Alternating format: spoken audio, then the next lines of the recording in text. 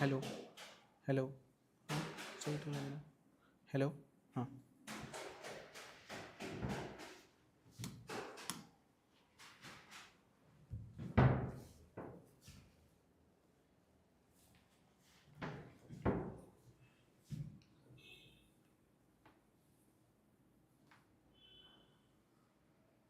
okay science and tech weekly current affairs now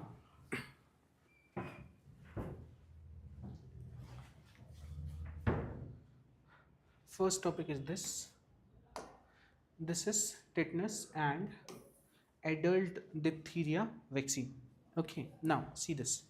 So basically this is a news because in India we have started manufacturing this particular vaccine and that will be used in our universal immunization program. News is this much only, but I'll be explaining you all about TD vaccine and all that. Okay, now first thing, what is the tetanus and adult diphtheria vaccine? Now see, first thing, this is tetanus and adult diphtheria. Now one thing you might observe here is that this D is small and this T is capital. This D is small because a smaller dose is actually given of diphtheria. Now if you remember, we also learnt about another diphtheria vaccine that was called DPT. Okay, that was DPT, diphtheria, pertussis and tetanus, correct? There the D was capital. This DPT vaccine is given in childhood and it has higher doses of diphtheria as well. Now what happens after some time, especially in this range, that is 10 to 19 years, this is the adolescent age, as well as to pregnant women as well as to other adults. Okay, every few years you should be administered with this TD vaccine. This is actually the booster dose of tetanus and diphtheria vaccine. Now this is a combination vaccine that provides protection against tetanus and diphtheria. Fine. Then contains tetanus toxoid plus reduced dose of diphtheria toxoid. Now if you remember anything, you might remember about toxoid vaccines. What were toxoid vaccines? So basically the toxins that were being released by the bacteria that itself was causing the disease. Now the thing is that because the bacteria itself is not causing the disease, how do you treat it?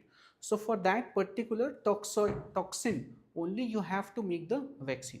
So you make the inactivated, in this what you do, you make inactivated form of the toxin itself and this is entered in the body.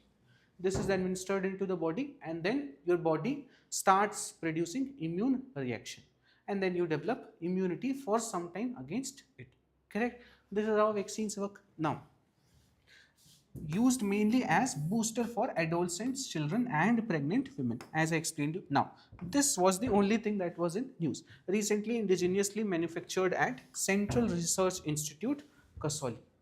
This was the only current affairs. Everything else is something that you should be knowing from your static or from your regular lectures. Now next thing is, how is the TD vaccine different from the tetanus toxoid vaccine, that is TT vaccine.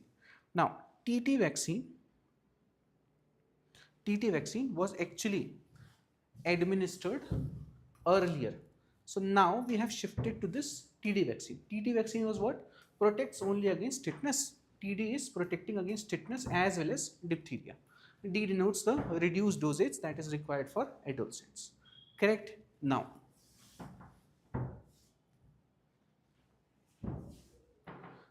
what is the status of TD vaccine in India's immunization program?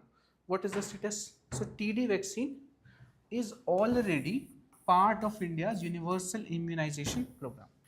Already part of UIP, Universal Immunization Program. If you remember, 12 diseases protection you are given through vaccines, correct? So that TD vaccine is already a part of it. Then India replaced TT vaccine with TD vaccine around 2017 based on anti-AGI recommendation. This is the committee that deals with all the vaccination and what should be given to people in India. Then administered to pregnant women and adolescents. Indigenous production strengthens vaccine self-reliance. This is why it is important, because it leads to vaccine self-reliance, as we will now be producing TD vaccines in India itself. Then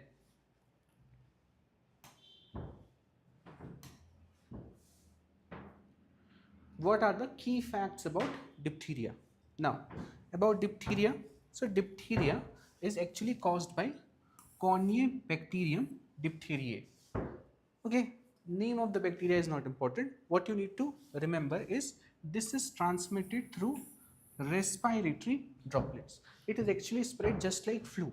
Okay, like flu is spread by some kind of spit. Same passage is for diphtheria as well. Now, characterized by thick gray pseudo membrane in the throat. So your throat will start developing a pseudo membrane that is grayish in color. That's why doctors can see it. Okay, when you open your mouth, then they are trying to look at it. They have machines and all. Now, toxin may cause myocarditis and nerve damage. So in the long term, it can cause this. Then treated using diphtheria antitoxin. This is the vaccine. Okay. Then the other is antibiotic.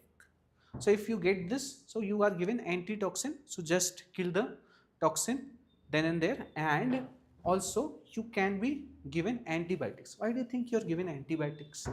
Huh? If it is being caused by toxin, why you are being given antibiotic? Now the thing is, let's say this is the bacteria that causes diphtheria. Now diphtheria is actually caused by exotoxins. So this bacteria itself releases some toxins that causes the disease. Now of course you have to deal with the toxin to overcome diphtheria. But if the bacteria is present, and alive, then it will keep on producing more and more exotoxins. So bacteria also needs to be destroyed, and that is why you need antibiotic to destroy this bacteria as well. Understood both the things? So this is about diphtheria. Now, next thing, what are the key facts about tetanus? This is more important. Now, caused by Clostridium tetani, an anaerobic bacterium found in soil. See, name is guessable because it has tetani already in it, but anaerobic bacterium found in soil. Now, one myth that people have is that you might have heard in your childhood also, that let's say you got wounded by some rusted iron, then it is said that you should get tetanus vaccine administered to you. Correct? You must have heard this. Now, the thing is that it is not that rusted iron has this bacteria directly. Rusted iron does not has this bacteria directly, but the thing is, rusted iron usually have, for example, along with rusting, it is usually just kept uselessly on the soil, or there may be some soil deposits on it. So basically, because of all these soil deposits, or it is just laid on the soil, because of all these reasons, it may have this bacterium, and that's why it is said that you should get administered with tetanus vaccine. Okay, not because rusted iron directly have it. Okay, then it is a soil bacterium, it is found in soil only. Then next is infection occurs through contaminated wounds or cuts. Okay, now, so if you have some contaminated wounds or cuts and then soil, you get in contact with the soil, then you may get tetanus. That is why when you, let's say, when you fall down and on the soil, let's say open soil, then of course you will have wounds or cuts, and from that you will have soil deposits also. Now this soil may be containing tetanus, this tetany bacterium, and then you can get tetanus. That is why if you fall on the ground, this, that, then you should get tetanus vaccine administered. Then disease is caused by this particular toxin. Now, symptoms include muscle spasms and lock jaw. Lock jaw is a very famous symptom, that the jaw gets locked. Upper jaw is already locked, the lower jaw gets locked. Then next is preventable through tetanus toxoid containing vaccines. Correct? Same process, exotoxins, this, that. Through vaccines, it can be dealt with. Then, this is the most important thing for tetanus. Natural infection does not provide immunity. This is a very famous thing in microbiology, that for tetanus, you have to get the vaccine. Now, in most of the common diseases I am talking about, of course, there are many different diseases that can have this, but of the common diseases, tetanus is very special in a way that the immunity. So actually what happens, the main thing is that, let's say I got tetanus. Now, my body will develop some immunity, but I can again get the same tetanus disease from the bacterium. Why it can happen again? Even though I've just got some immunity because I got infected by it. But the problem is, first thing, that in tetanus, the toxin is very, very potent. So even a very small amount of toxin can also cause the disease. Now the thing is that, let's say you overcame this particular tetanus, but then also what will happen? This toxin has to reach some threshold amount. Okay, some threshold amount it has to reach to generate immune response. Correct? Some threshold amount it has to produce, then only it will generate immune response in your body. But the problem is, this is so toxic, so potent, that is even at a much lesser amount than this threshold amount that can generate immune response, you will get the disease itself. So just a small amount comes, now before your body can generate any immune response, you will get tetanus again. That is why it is said that natural infection does not provide immunity in case of tetanus. That is why you have to take vaccine. That is why whenever you get wounded, doctor does not ask you that did you get tetanus before also, do you have natural immunity, nothing. What they usually do, they tell you to take the vaccine, or if you have not taken the vaccine, they ask you, have you taken the vaccine in last 4 years, 5 years, 2 years, whatever they want to ask. Okay, so basically vaccine becomes important. Why? Because vaccines have high dosage of inactivated toxins, and this will generate strong immune response, and this strong immune response will be available for a few years, and in that year, if a tetanus bacteria tries to enter your body will be able to fight it because it has strong immune reaction. Correct? So this is the whole thing about tetanus. Please remember this. Then next topic is National Science Day. Okay, this is C.V. Raman. Now let's see this. So first thing is, what is National Science Day and why it is celebrated in India? Now, first thing, this is celebrated on 28th of February every year. This commemorates C.V. Raman's discovery of Raman effect in 1928. Okay, we'll understand what is this Raman effect. Then, Government of India designated the day in 1986. It was first celebrated in 1987. Then, now this is the theme. Theme in 2026 was Women in Science Catalyzing Viksit Bharat. Okay, so very specific theme. Every year they have some theme. This year it was about women. Then this is something about Dr. C.V. Raman. That is, Raman received the 1930 Nobel Prize in Physics, becoming the first Asian and first non-white person to win Nobel Prize in any scientific field. This may seem like an extreme statement to you in exam, but please remember it. He was the first non-white person to get a Nobel Prize in any scientific field. Okay.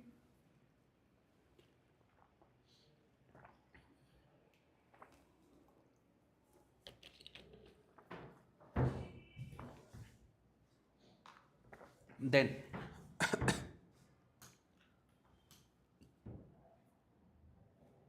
Then, what were the contributions of C.V. Raman to science and India? What were the contributions? So, what I have done, I have written all the contributions because there is a topic in your mains, that is contribution of Indian scientist, correct? So, because of that, if there is a question on C.V. Raman, so I have provided everything here only. So, introduction to C.V. Raman, his discovery of Raman effect, what is the importance of Raman effect, then institution building in Indian science. So all this gets covered in one go. Now, first thing, introduction to C.V. Raman.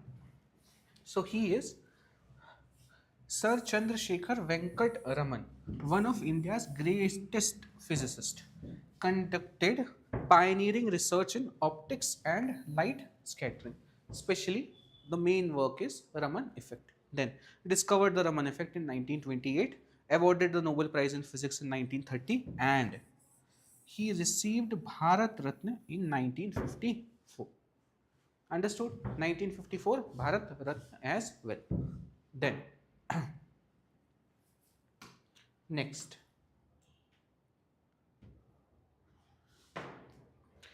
is discovery of Raman effect. Now see, discovered with collaborator K.S. Krishnan. Fine. Then, when light passes through a transparent substance, a small portion of scattered light changes wavelength. This phenomena is called Raman effect. Now understand this. Now see.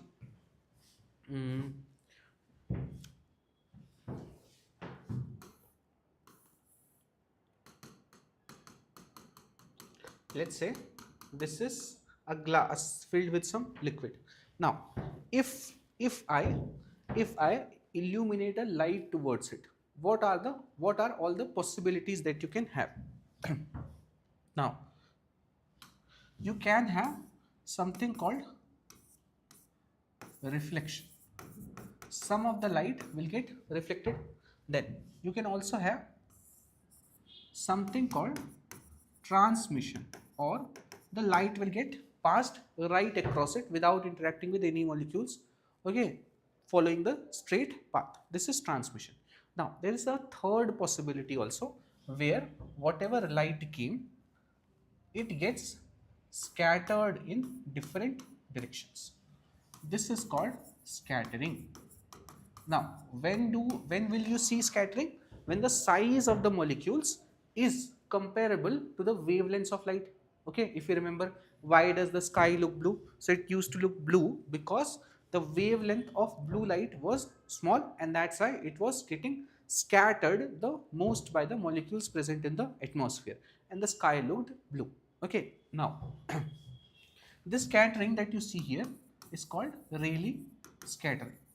Now, this is the normal scattering. Very easy to understand that if the size of molecules is comparable to wavelength of light, it will interact with those molecules and will get scattered. This is Rayleigh scattering. Now, Raman effect is something that makes this Rayleigh scattering more nuanced. Now understand Raman effect. So what Raman said, he said that, let's say this is light. Light is made up of photons. Correct? Now, if it is interacting with this molecule, let's say, and because of this it is getting scattered. Now, what he said was that when photon or light interacts with this molecule, some of the energy also get passed from this light to this molecule. Correct? Some of the energy will be also passed to this molecule. Because of this, this molecule may start vibrating. So this molecule starts vibrating, does not matter. What matters here is that whatever was the initial wavelength, now some energy has been passed to this molecule, correct? So the scattered ones, that is the final wavelength will be very slightly, very slightly different from the one that got incident on the molecule.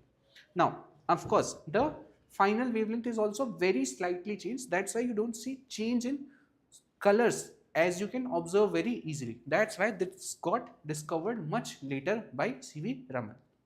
Okay, so now what you can see, so let's say it was very dark blue and then it becomes very slightly lesser dark blue that got scattered. This is Raman effect. Understood? So after Rayleigh scattering, you get Raman spectroscopy, or this is the Raman effect where the wavelength that gets scattered is slightly different because of transfer of some amount of energy. That's it. So this discovery was actually announced on 28th of November 1928, and this whole thing that we learned here is called Raman scattering effect or Raman effect. Understood?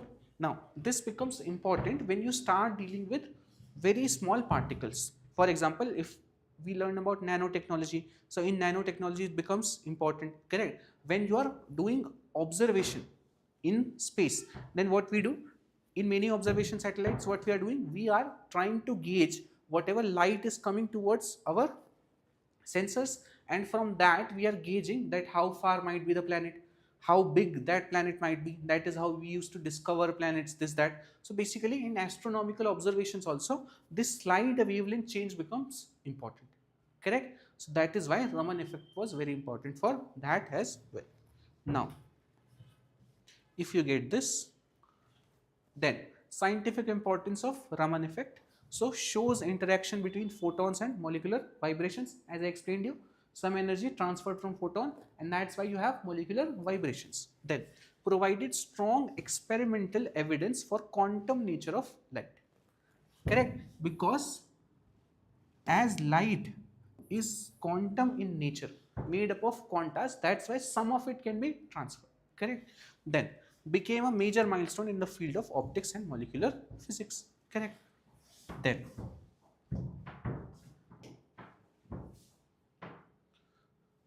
Raman spectroscopy and applications. So Raman effect forms the basis of Raman spectroscopy. Okay, then used to identify molecular structure and chemical composition. Based on the interaction, whatever is the change, it will help us understand the molecular structure of the substance it is interacting with as well as their chemical compositions. Then applications include chemistry, material science, medicine, biology. Then also used in forensics, drug detection, non-destructive material analysis. All these fields it becomes very important. Okay, so all you need to remember is it can help to identify molecular structure and chemical composition of different substances. From that you can gauge what might be the use cases of it, correct? Then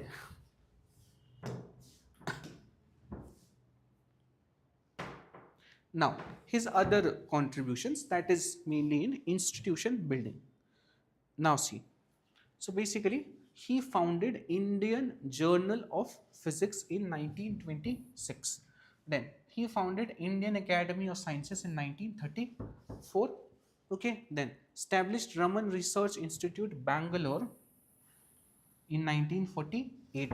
Then served as first Indian director of Indian Institute of Science as well, located very near in Bangalore itself. Played a key role in developing India's scientific research ecosystem. So if contributions are asked, first is of course Raman scattering effect. You explain it properly, and then you can also mention his other impact, that is founding of these institutions, being the director and establishing the entire scientific research ecosystem and in India. Now, now we come to the next topic, that is about organ donation. Especially in this topic, we are dealing with deceased organ donation. That is organ donation by people who have passed away or are declared brain dead. Okay. Now, first of all, you can see the data. This is from 2024. Okay. If you see here, Tamil Nadu has the highest number of organ donations by deceased people. Okay. Now, after Tamil Nadu, you have Telangana. Okay. So these are the top states. You can just somehow remember the approx map, that it is right here, whichever country has Western Ghats and this region, correct? So this, which you can see here. So these are the main states. Remember that Kerala is not there. Okay, and states here are there. So this is the main region where we have seen more deceased organ donation. Now we'll understand what are the figures, this, that, why it becomes important. Now, what is the status of organ transplantation in India? Now,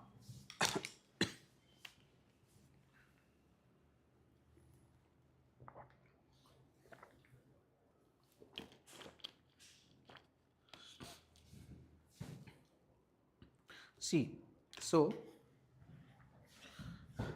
close to 18,000 organ were transplanted. Organ transplantation was performed in India in 2024. Now, living donor transplants dominate over deceased donor transplants. Now, this is a very worrisome aspect of India's organ donation program. So what is happening, that living donors are actually dominating over deceased donor transplantation. So living donors, mainly relatives and all those of different people, they are donating the organs. Now the thing is, people who have deceased, who are brain dead, now those people can be a much better source of getting the organs, correct? Because it won't be affecting the life of that person. Life is already gone, and if we can somehow manage it, then we have enough number of people who have organs that are working well. Anyway, there is a huge demand supply gap in this field. Huge demand supply gap we have here. Okay. Now, because of this huge demand supply gap, what is happening, that we need much more organs than we already have. So what will happen here, because of this, that the main reason is because we are not getting enough organ donations from deceased people. Now, kidney and liver transplant account for most procedures. Now, one thing you need to understand, the difference between kidney and liver transplant. The thing is that liver is very special in a way that the specialized cell that are there in liver, if you take a part of the liver of a person and then you transplant it, let's say in another person, this actually grows back. So liver actually can be donated easily. Of course, there are immune rejection, all these problems are there, but it can be donated. The thing is, with kidney, this will regrow. The thing with kidney is, it will not regrow. But why people still donate kidney? For example, let's say there is a husband and his wife has both kidney failed or is under constant dialysis and all. Now what he'll have to do, he will donate one of his kidneys to his wife. Now the wife will be surviving on one kidney and he will also be surviving on one kidney. He won't be getting it back, no regrowth, nothing. But your body can somehow manage, though much more difficult for the body, it can somehow manage on one kidney. And that is how kidney transplant works. Okay, very famously, Lalu Yadav's daughter has donated, okay, her kidney to to Lalu Yadav ji. Okay, we don't know if she really did. Then kidney and liver transplants account for most procedures. Okay, then organ demand far exceeds supply, as I explained you. As you can see here, see this. If you see deceased organ donations, it is so less. It is so less, while the number of people needing organs is very huge. So it is not even comparable. The demand, there is not demand supply gap. There is complete mismatch of demand and supply with respect to organ donation in India. Then, what is the legal and institutional framework governing organ donation in India? So this is governed by Transplantation of Human Organs and Tissues Act 1994, THOTA. Then the law recognizes brain death for organ retrieval. Brain death as in the person is dead or beyond recovery with respect to brain, then it is considered dead. But because of some ventilator and this that, they keep pumping their heart. Let's say you want to do heart transplant, so you will keep on, through the ventilator you will keep on pumping the heart for a few hours. It can work, and in that particular, in those few hours only, you have to take it from one location to the other, or let's say if the patient is available right there, then the heart can be transplanted. Okay, so basically it works like this. Then the law recognizes then NOTTO, this is National Organ and Tissues Transplant Organization, acts as the national coordinating body. Okay, then National Registry and Common Waiting List support organ allocation. Now this is important, that just because you are some important person, this that, or you pay some amount, you cannot have organ let's say you want to have some organ being donated to you, you cannot have it just now, okay, by paying any amount of money. Of course, I'm not talking about black market, this that, the legal way, you cannot do it. Now, why? Because it follows a proper waiting list. Waiting list is followed here. That's why if you want to, let's say if you want to get your kidney replaced or anything like that replaced, it takes very long for you to get your number. Okay. Now see this. Wait, this is not very clear.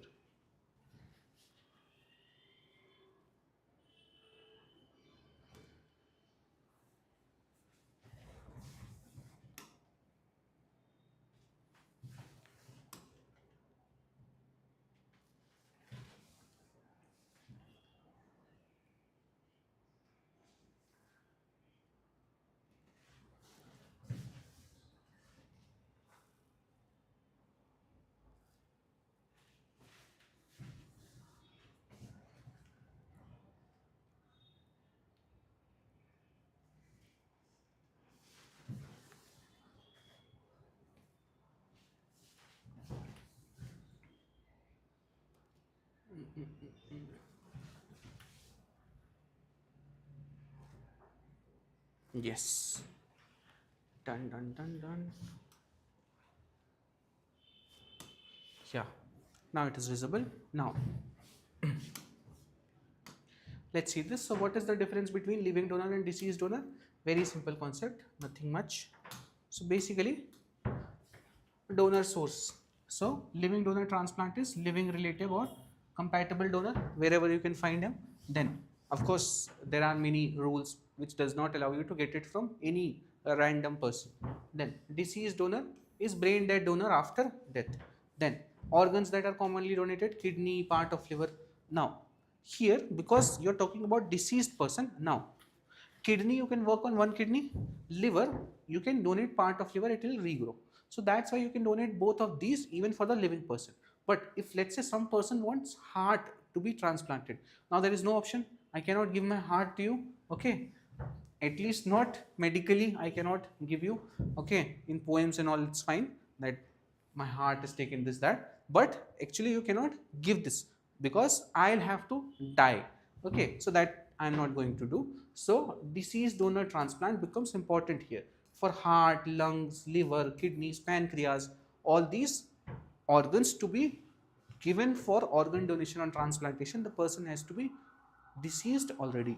Then risk to donor, some medical risk to living donor. As I explained you, on one kidney you will be living, no risk to donor.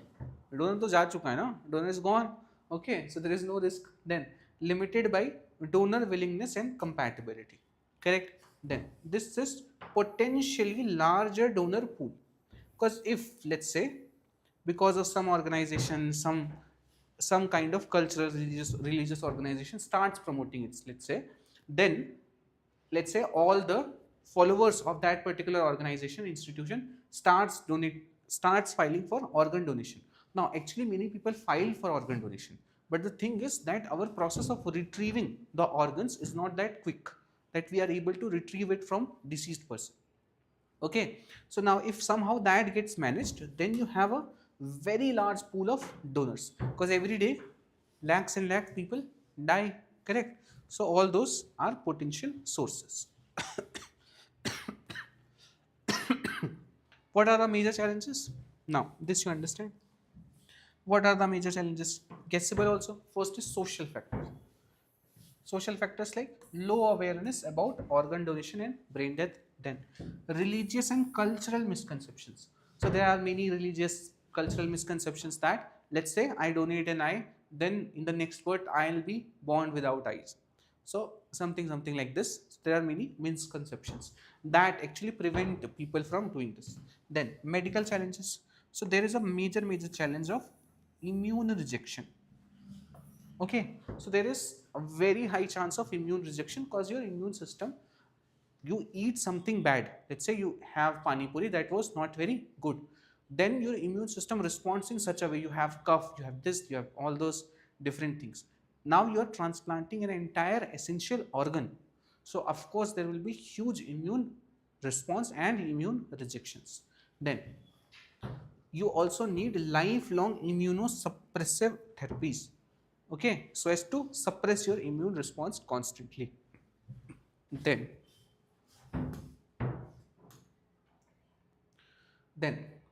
other issues, institutional constraints. Okay, so there are limited ICU facilities for brain death certifications.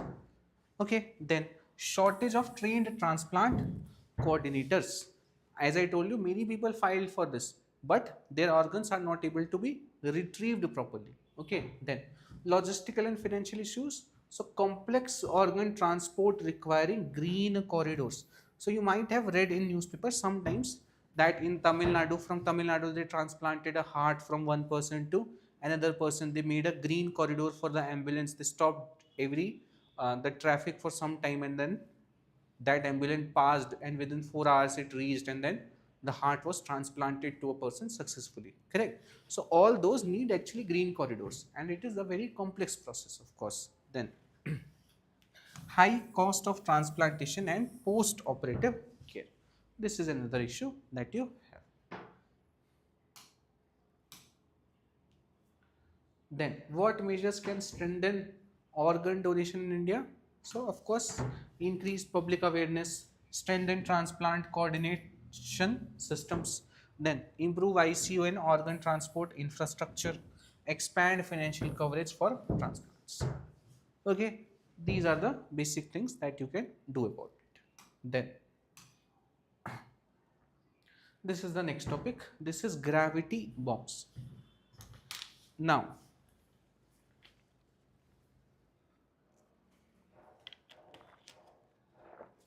these were a lot in news, gravity bombs. Now what are they? They're nothing. Okay, these are very simple things.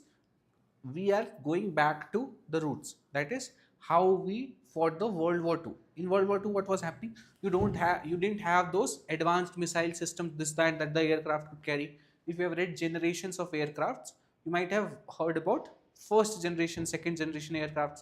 First generation was during the time of World War, so those didn't have the guided missile systems and all. Okay, so basically what they relied on, that the fighter jets has to be taken very close to the target, and then it has to be, bombs have to be dropped. Correct. Those only are gravity bombs, nothing much. Now what has happened? Understand. So basically what happens, you know, there is Iran war going on, West Asia crisis, entire thing. So what has happened now, US and Israel believes that they have sufficiently destroyed defense systems of Iran.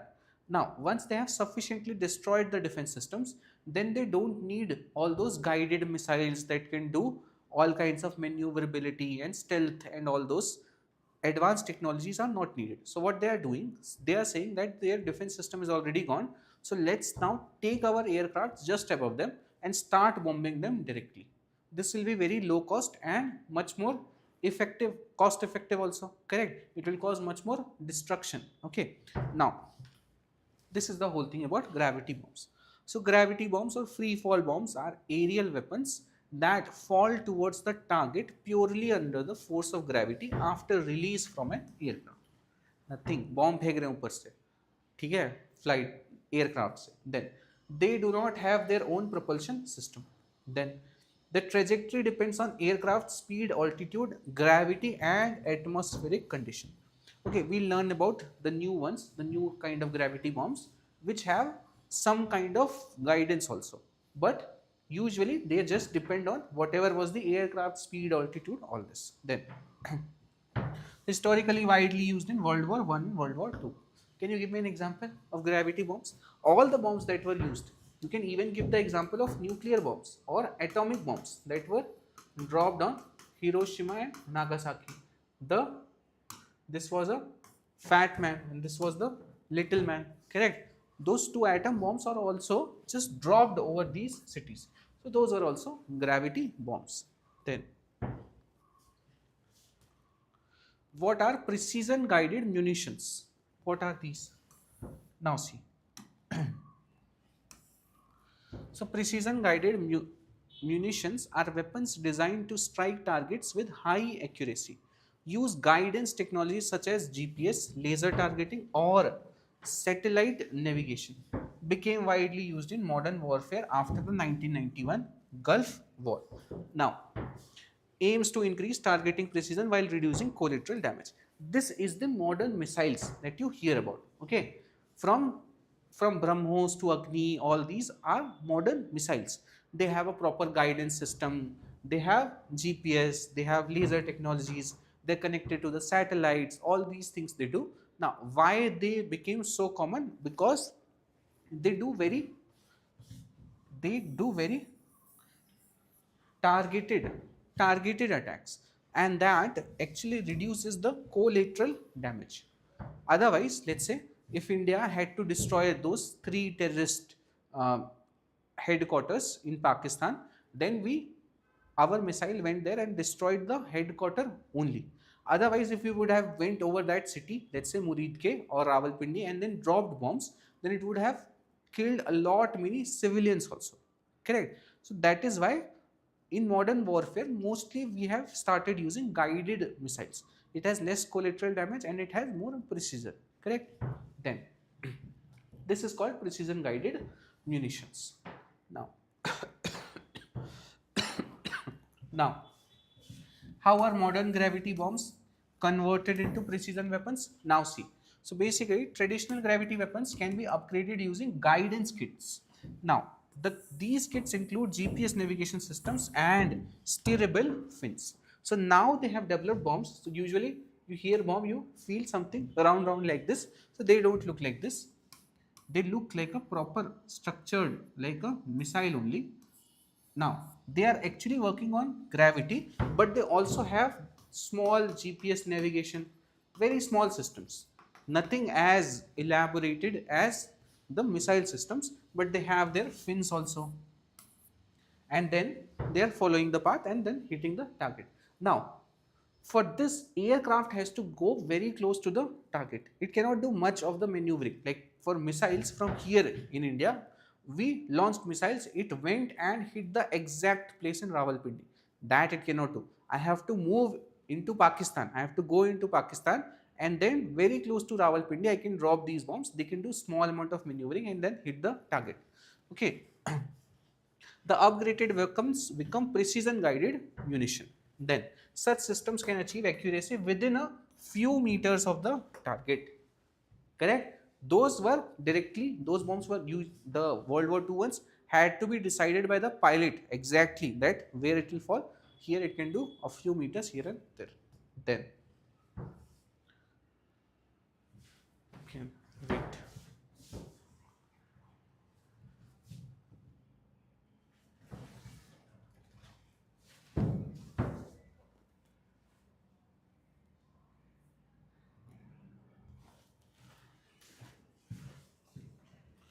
Yes. Then what is the difference between standoff weapons and gravity weapons? This you have already understood. So fired from outside enemy's air defense, correct? Then this is standoff weapons, missiles and all. Then gravity bombs are released directly over or near the target.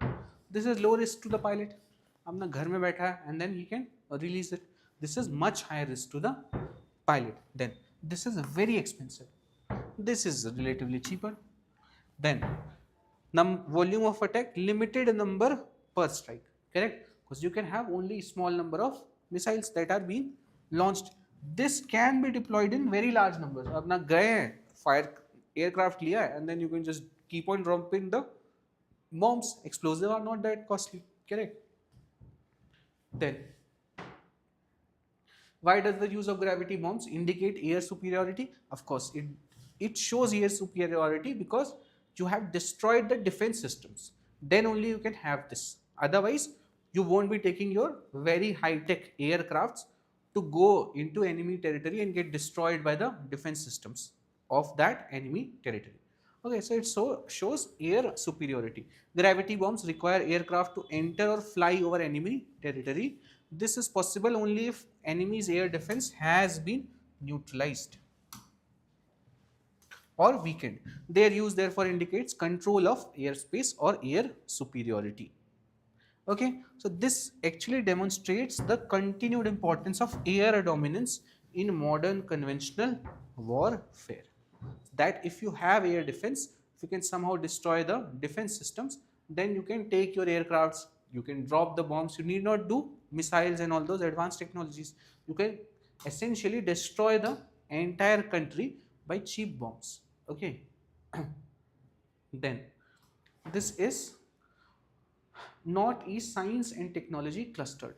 This has been established in IIT Guwahati. This is close to 23 crores and it was inaugurated in November. Now, this was recently in news. So what is Northeastern Science and Technology Cluster Project? So first of all, this you need to remember that the project is sanctioned by Ministry of Development of Northeastern Region through Northeastern Council. So Northeastern Council is monitoring this. Which ministry? Ministry of Development of Northeastern Region. Please remember this ministry. Okay, many of the work in Northeast with respect to sustainable development, with respect to different kinds of industries, with respect to the science and technology, all these things are being done by this particular ministry. You will get confused in the exam. You will mark it Ministry of Science and Technology. Understand if it is Northeast and this is given, be very careful. It may be this ministry. It does many things for the Northeast. Then aim is to ecosystem of research, innovation, entrepreneurship and skill development in Northeast. All this is fine. The main important part is understanding this ministry as well as this council. Otherwise, all this you can guess. What you will have in Northeastern Science and Technology Cluster. Of course, you will have something for research, innovation, entrepreneurship, this, that. Nothing much. Nodal agency is IIT Guwahati. Duration is of 5 years. Now, what are the key thematic verticals under the NEST project? So basically, innovation hub or grassroots technologies, technology hub on semiconductor and AI, center of excellence for bamboo based technology. Okay, bamboo is very important, grass actually or crop in Northeast. Okay, then entrepreneurship and skill development, innovative center on biodegradable and eco-friendly plastics. All this is fine. Then what is the structural model of NEST project? So it follows a hub and spoke model. Hub and spoke means this is IIT Guwahati and connected to it are many other institutions like Tezpur University, okay, like NIT Agartala, NIT Meghalaya, all these are connected to it. This is called hub and spoke model. This will be the nodal agency and others will also be following it. Then What is Northeastern Council? This you see. So what is Northeastern Council? This is the statutory, first of all, statutory body, advisory body under Northeastern Council Act 1971, operational since 1972. Please remember, other regional councils are established by a different act. Okay, Northeastern one is established by a different act. Now, this is the Northeastern Council Act 1971. Nodal agency for economic and social development. See, economic and social development. Now, this is very wide, correct? It can have many different use cases. Then, of Northeastern region, headquarters is in Shillong, Meghalaya, covers 8 states. Okay, 7 sister states and 1 would be Sikkim. So Arunachal, Assam, Manipur, Meghalaya, Mizoram, Nagaland, Sikkim and Tripura. Who is the chairman? Chairman is Union Home Minister. Okay, so this is Northeastern Council. Understood? Please remember this also. That's it. That's it for our current affairs lectures today. Thank you.